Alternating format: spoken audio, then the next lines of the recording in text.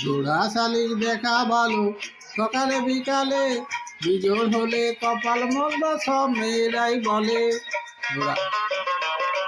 জোড়া শালিক দেখা ভালো সকালে বিকালে, বিজোড় হলে কপাল মন্দ সব মেয়েরাই বলে।